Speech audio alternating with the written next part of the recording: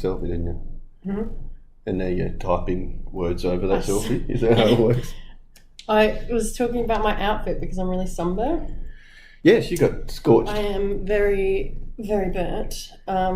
Someone fell asleep in the sun. Yeah. On what, a 40-degree day? Yeah, I think the UV was about 12. That's Celsius. What is that in Fahrenheit? I don't know. It's fucking hot. No clue.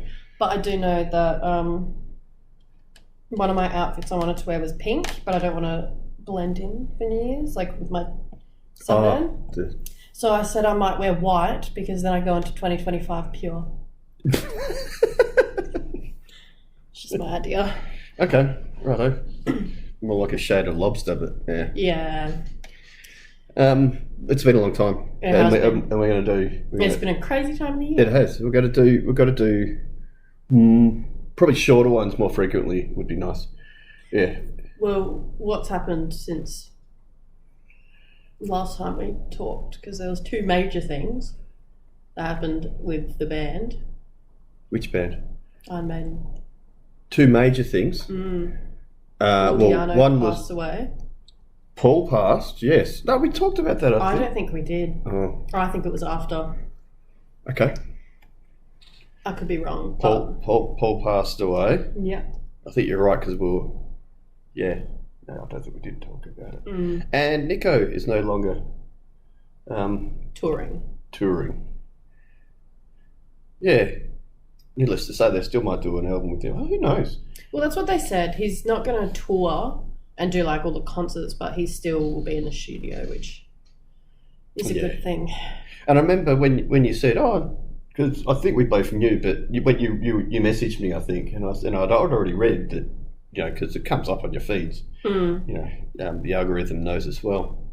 But I think my first comment was, well, they're getting on, and that's the longest, it's the hardest. But then we corrected ourselves, didn't we? Because normally in a band you'd go, well, Taylor Hawkins definitely does more of a physical workout. I know he's passed as well.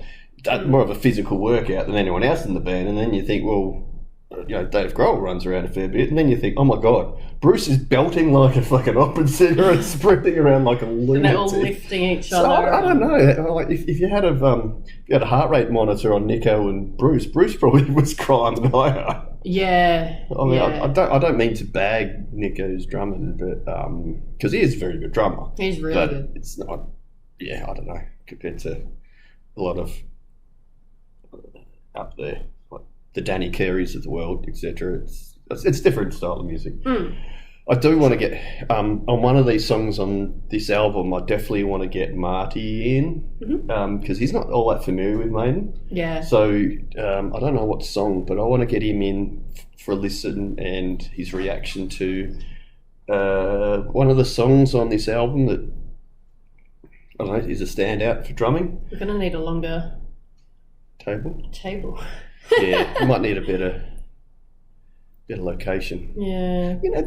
I'm just looking at it because we're extending the house. See that wall that looks like crap now? When that's done, I think that might be a nice backdrop. I agree, depending on the wind. Because we're planning on... wind here.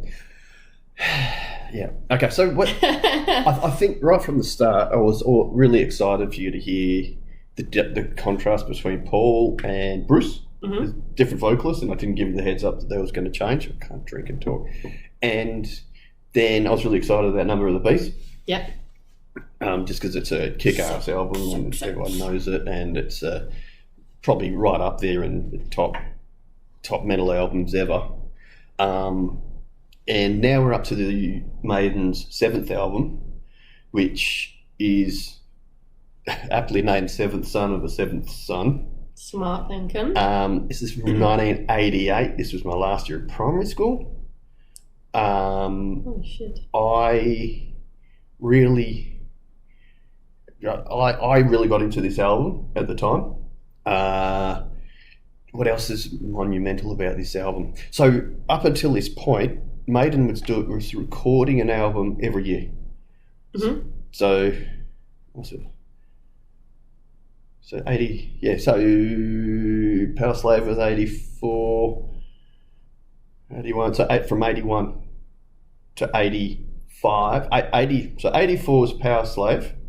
85 was the Live After Death recording, which up to that point in time was, we haven't done Live After. We've done some of the played some of the songs, the live stuff. Yeah. At that point, there was the most well-produced video, like live footage and double album probably ever, definitely by any metal act. And so at this point, there was a 2-year gap. So from this point on, there's from after Somewhere in Time, there's a few years gap in between each album. So Somewhere in Time came out in 86. I'm getting my times. Power Slave 84, Love After Death 85, 86 was Somewhere in Time. And when they did the Somewhere on Tour, they called it, like, does that make sense? Yeah, they like their wordplay. They do. I've got some notes here. There are 253-day tour of 151 shows. It's nearly a year. But what's really noticeable is there's no official live footage or video or live recordings from that tour. So they put a lot into it, but for nothing really to show for it. I don't think they had much confidence in it themselves.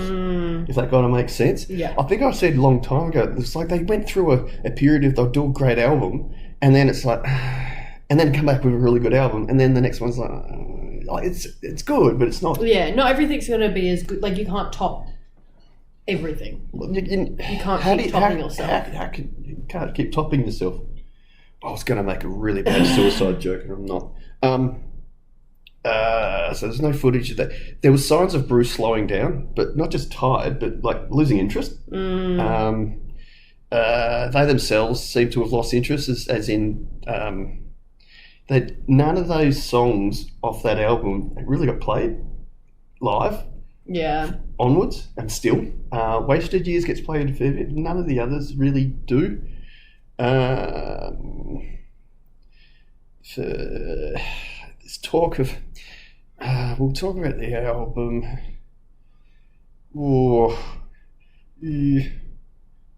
Yeah. Okay. So when they, this album has been. Have you ever heard of the term a concept album? Not really. I haven't. Like, I could think of an idea of how it would, like, what it is. There's a Rush album apparently that I'm not familiar with Rush. Which is apparently. I don't know why when you said that I thought of Big Time Rush. Brilliant. American TV. Sure good. It's a good TV show. No, that's all right. I can't think. I mean, Primus did one a few years ago. But I can't really think of any metal concept albums apart from Sabbat, Dreamweaver, which was like told a story. Queensryche did a double album. I need to have a good listen to that. Anyway, so this album is it's like every song is about mysticism, and the number 7 comes up a lot. Funny that. So it's almost like, apparently Bruce wanted to make a true concept album, like it tells a story and this happens and then this happens and then, like, if that makes sense. But Steve wasn't too much of a fan. Apparently, I don't know, this... Speculation. Stuff that I've probably read from articles is probably blown out of proportion a long time ago. But there is a story where there was a well-known TV psychic in the UK called Doris Stokes. Yeah. And she passed away about a year or two before this album. And Steve Harris had made the remark that, wonder if she, as a psychic, saw her own death coming. Sort of thing. So it kind of leads to it. So I've got the vinyl. I've put a record player on and I've actually got the vinyl. I've had this vinyl since the 80s, which is awesome. And we'll talk about it after. But the titles, Moonchild, Infinite Dreams, great song, but Can I play the matters? Evil Let Men Do, Seven Sons. The Prophecy, The Clairvoyant. All of these songs. Clairvoyant. Clairvoyant? What did I say? Clairvoyant. Okay. So, anyway, yep. Yeah. Only the Good Die Young. Yeah. But this album, I must say, is just excellent. Start to finish, it's fucking excellent. It doesn't quite tell a story, but you could kind of make a theme out of it. Yeah. If that makes sense. Derek Riggs, who did the artwork. Oh, there it is. There's the symbol. Apparently, we need to check out some of Derek Riggs' interviews from back in the day. He was a right funny bastard, apparently. When he'd be asked about his artwork, and he'd just say, well, I like colours, so I thought I'd do yellow when it's bright and dark colours when it's night, sort of thing. Fair enough. Okay. Oh, but if for the artwork, they'd always been specific. We want Eddie doing in a straitjacket doing this, or sorry, I'm waving around, or this, or this, or this. And apparently on this one they said, what was the words? Something surreal and bloody weird. So he did the artwork without having heard any of it or any idea. It is quite interesting. And listening to a podcast about this album yesterday, someone made a point that on the back is all of the Eddies of the previous albums, and I never noticed that. It's like shit. It's all the different versions of Eddie locked in ice, almost like they've said, well, that was the past, and onwards to the future. Maybe, I don't know. And I don't understand. Like, there's a prophetic book. I don't understand. I don't know this. it's like a bird, but it's a spaceship sort of thing. Spaceship. If anyone has any idea of the three people who watched this video, if you've got any idea what that is on the back, on the bottom, it's a spaceship chasing a smaller fish thing over the UK. I don't understand. I could Google it, but Did you say over the UK? Yes, it's the United Kingdom. See, Ireland, Great Britain. So I should probably say Great Britain. Yeah. Very cool. Very cool. It's the most collaborative album. It doesn't show. Does it show on the insert? Yes. You got your glasses on? Yeah. See under each title. So who's got the credits for Moonchild? Smith Dickinson. Right? Yeah. Cool. Infinite Dreams Harris. is to Steve. Can I play with matches? Smith Dickinson Harris. 3 of them. The Evil Let Men Do. Smith Dickinson Harris. 3 of them.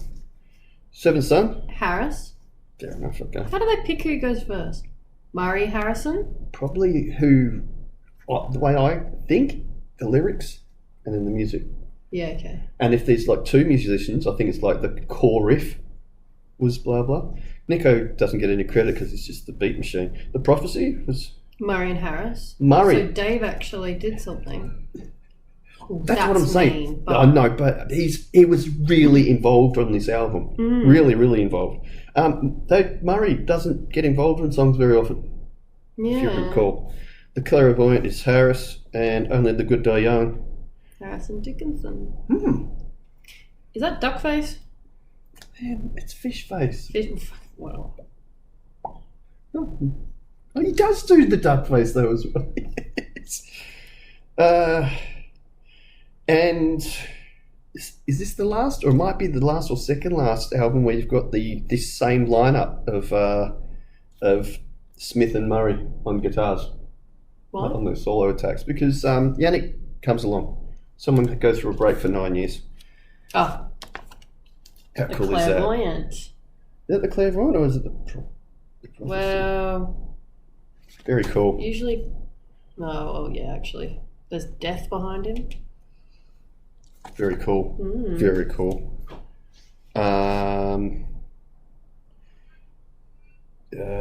What else have we got on here? The last album, Somewhere in Time, there was synths, but they were guitar synths. What? What you'll notice on this album is keyboards. Okay. This is the first time they use key synthesizers. And some might say, yeah, but I heard some in that last album. They were guitar synthesizers. There's a difference. So they sound like keys. Literally keys. Yes. I know. And you think, oh, God, here we go. No, but how does a guitar sound like keys? Through a pedal. Yeah, okay. There's a death metal band called Pestilence, which had a couple of really good albums. And then there's this one album where I'm like, oh, what are you doing with all it was all guitar synths. And it just sounds like organs, and it's just too much. Too much. It's not. That's not. Yeah, I'll face my demons and cop I'll cop it. But I think keys don't belong in metal. Orchestrated stuff. It's just too much, and people will have a lot of issues with me saying that. It's just your opinion. Martin Birch produced this again since. For this press release, usually what they'd do is they'd fly around everywhere, and what they did for this was they hired a castle, and they flew all the press into the castle, and food and drinks, and listened to the album, so you get them right sloshed, and they get, I suppose, positive feedback, I guess. I thought this was cool. Before they released the album, they played 2 secret pre-release gigs in Cologne and New York. And if they said Iron Maiden playing something, everyone would turn up, right? So they had a fake name. Guess what they were called? Charlotte and the Harlots. Yes! That is so iconic. So cool. I like that. Eddie Frozen in Ice, guitar opener and ender, guitar sound. Okay, that's all right. So this is an 8-track. 1, 2, 3, 4. There's 4 songs per side. And the start song and the end song have an interesting intro and outro to the album. Okay. It's just guitar and vocals that starts and then finishes it. So live for the tour, this first song, massive build-up, huge build-up song. Possibly the heaviest song on the album too. Although there's some heavier moments on this album. But yeah, shall we dig into Moonchild? Yes. Seventh son of the seventh son, and we'll check the lyrics while we're at it. Easy. How do I do this again? Oh, microphone. Make sure you put the microphone. Ready? Yes. 7 deadly sins, 7 ways to win, 7 holy paths to hell, and your trip begins. 7 downward slopes, 7 bloodied hopes, 7 are your burning fires, 7 your desires.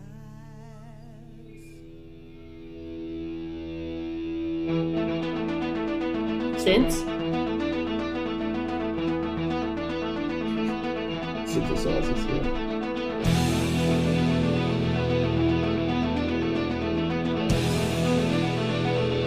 So this would be a good song to like start a concert with. It's like everyone's coming out. That would be fucking sick.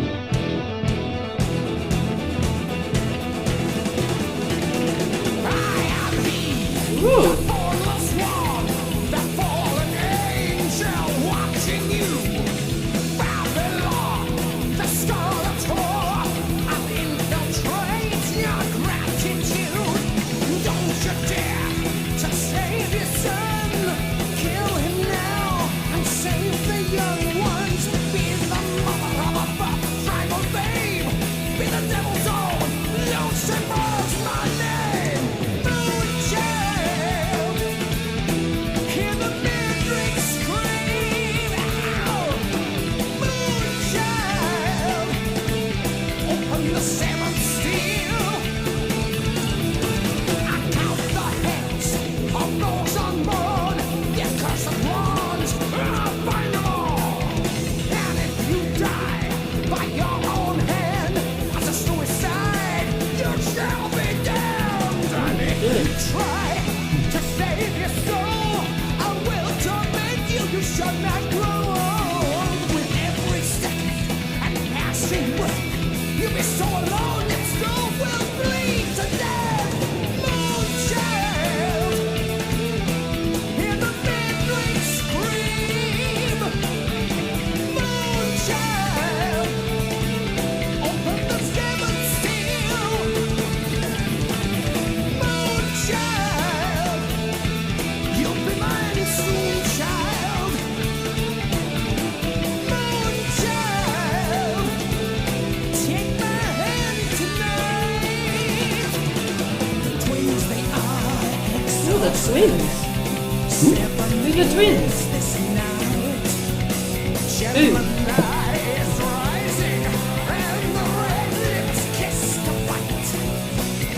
7 angels, 7 demons, battle for his soul. When Gabriel lies sleeping, this child was born to die. Jesus. Jesus was born to die. Jesus. Jesus. Jesus. I don't think he was the seventh son. What? Was he a seventh son? I don't fucking know. He was the first because he was a virgin. Virgin, baby.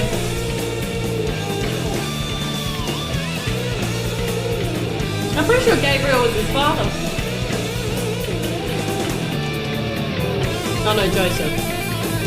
Gabriel's angel. Yes, an angel. Yeah.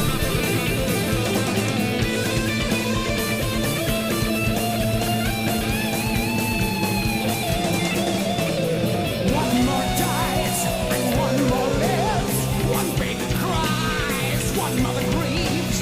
For all the sins you will commit, you'll beg forgiveness, and none I'll give. A web of fear shall be your coat to clothe you in the night. A lucky escape for you, young man, for else do you damn in endless night. Moonchild, hear the midnight scream. Moonchild, open the seventh seal. Moonchild, you'll be mine soon, child. Moonchild, take my hand tonight. Oh, I love that.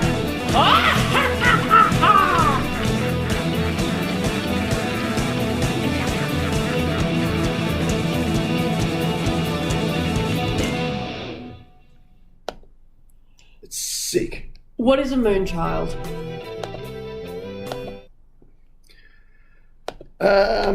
It's not a word. It's not a word. As in, I remember going to a dictionary in the 80s. It's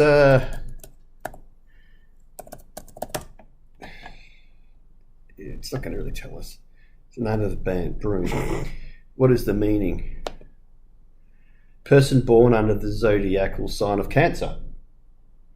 Not me. Are you familiar with the star signs? Kind of. The order?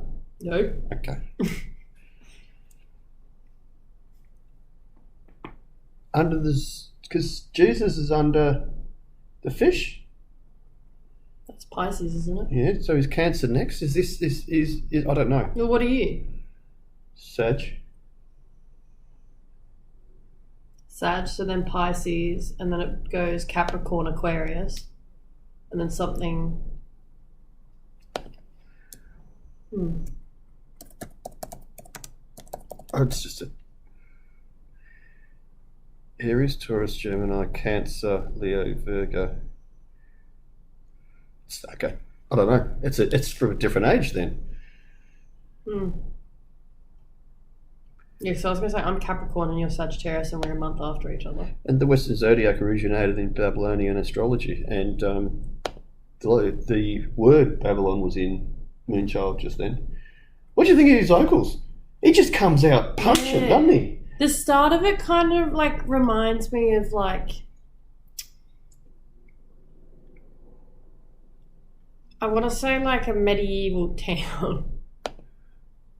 Oh, the acoustic part. Yeah. And it's like very just like kind of I don't know the words. It's very like I feel like that would be where Jesus would live. Okay. Like in those old time towns with jesters and princesses. I would have thought it sounds more like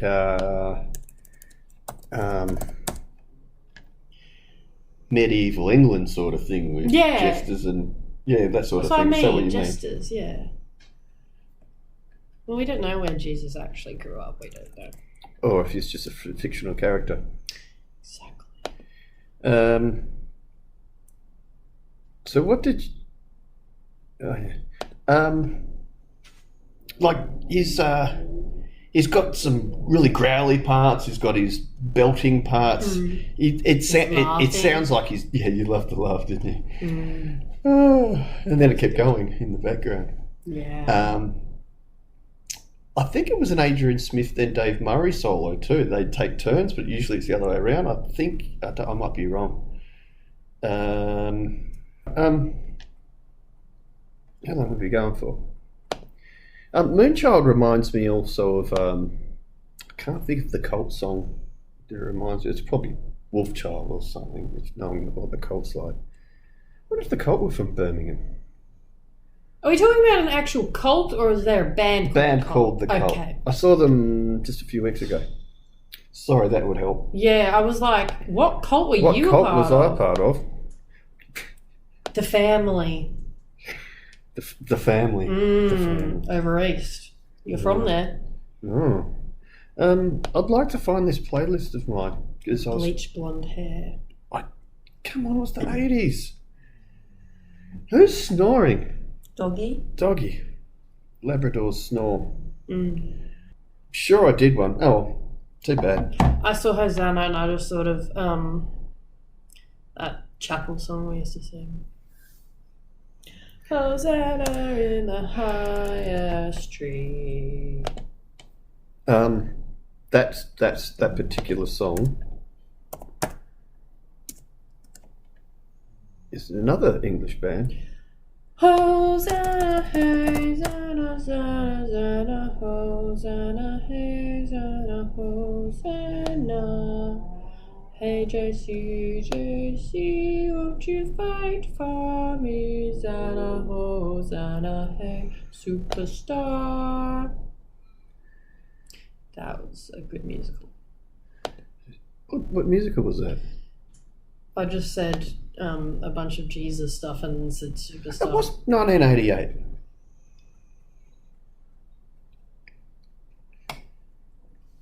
Sorry. You didn't guess the musical. No. I just talked about it Jesus was a lot and said it was Superstar. Yeah. Jesus Christ Superstar. Same album. At the time, I thought that not only did I think it was the most satanic thing I'd ever heard, it fucking was. It's 4 minutes though. Do you want to check this out? Same year as Seventh Son of the Seventh Son. The band is called Sabbat. Yeah, that's why when you said that before, I was like, were you meant to say Sabbath? Yeah. That was so in sync. Yeah. History of a Time to Come. Really good album. I highly rate it for any metal person. Mm-hmm. Let's just go.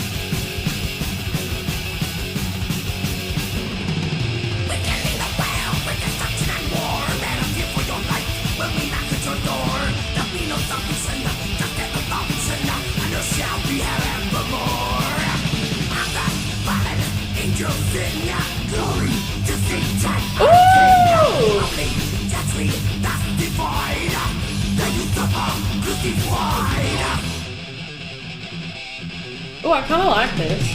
It reminds me of school.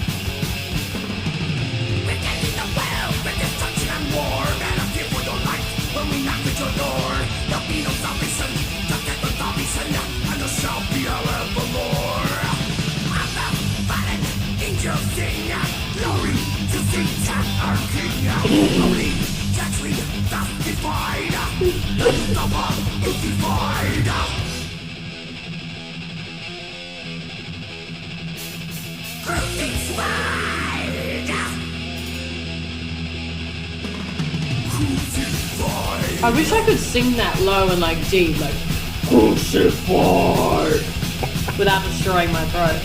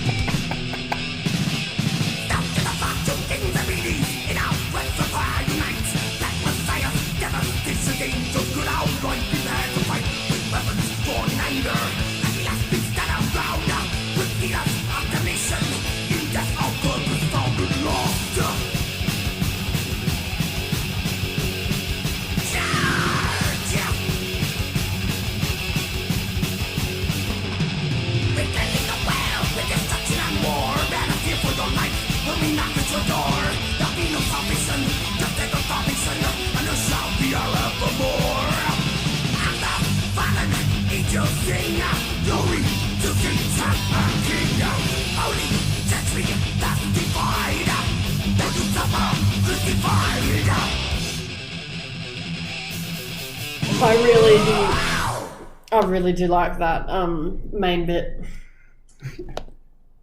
because it literally sounds like, it sounds like something I used to say at church, but like at it's school. Butchered, absolutely.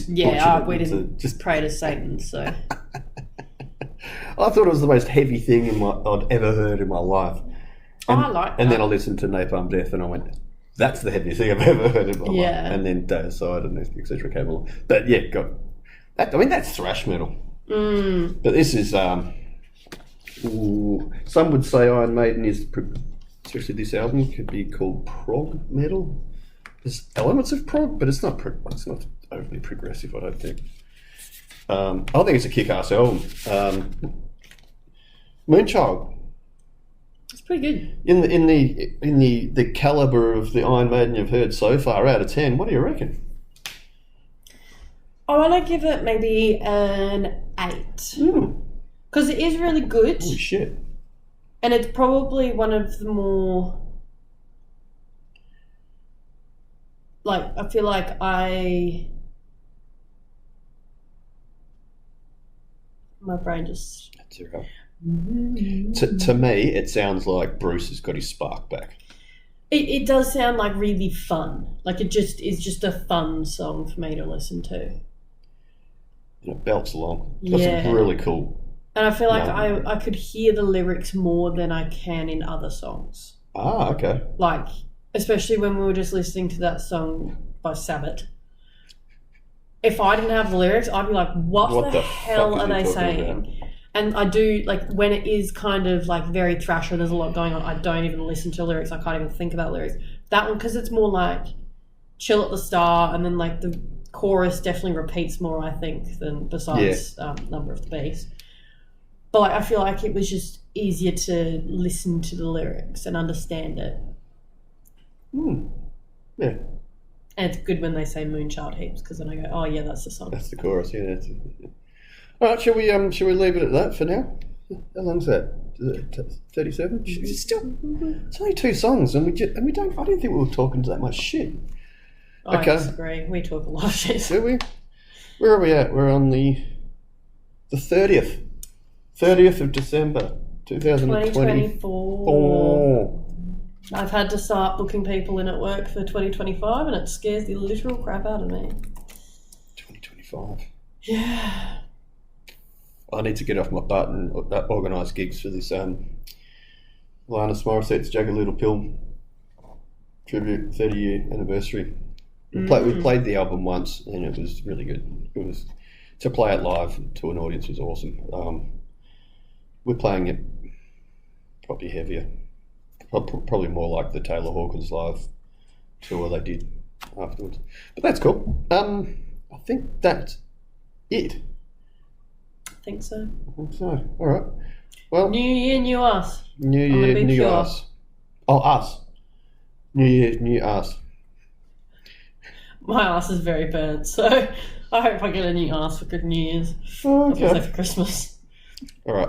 Let's leave it at that. The next one we'll be doing is Infinite Dreams, track 2. What do we do to finish off? Up the island!